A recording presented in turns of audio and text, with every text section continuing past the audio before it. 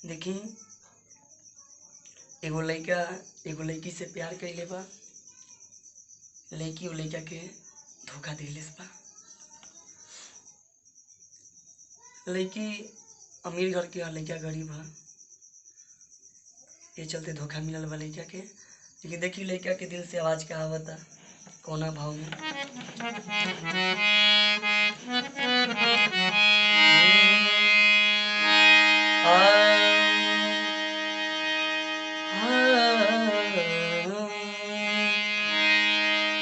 प्यार होला कौन का बुझा तो न बा,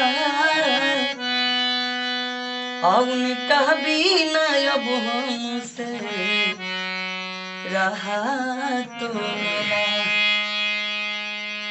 किए ने बेधताओ ने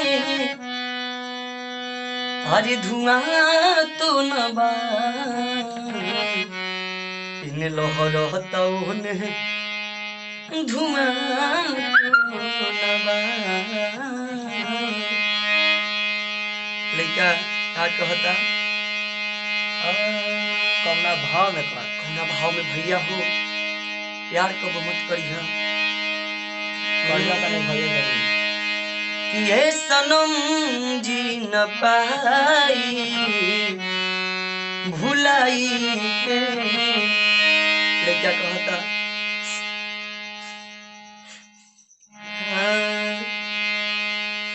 ये सनम जी न पाई भुलाई के, भोल दे तो जहरिया दबाई के, भोल दे तो जहरिया दबाई के। ये सनम जी न पाई भुलाई के, ऐ सनम जी न पाई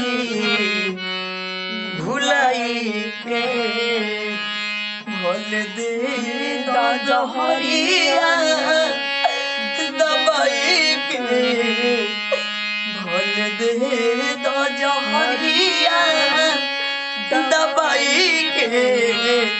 ऐ सनम जी न पाई भुलाई के।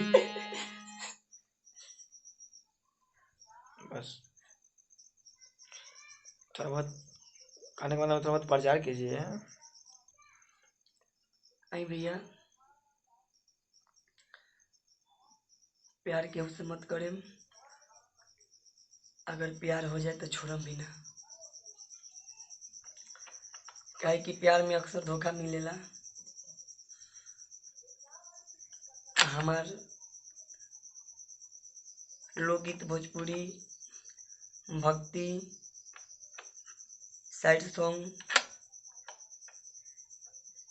प्रोग्राम कैसेट जितना भी आवेला, राजा जी इंटरटेनमेंट, हड़वाई म्यूजिक मीडिया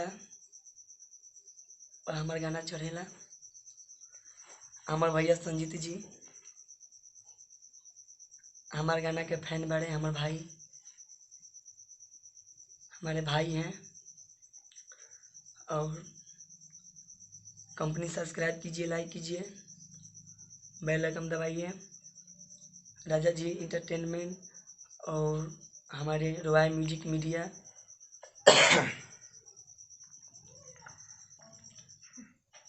हमारा रिकॉर्ड होकेला माँ शारदा रिकॉर्डिंग स्टूडियो मोतिहारी नवल के राय। संगीत हमारे बड़ भैया बारे।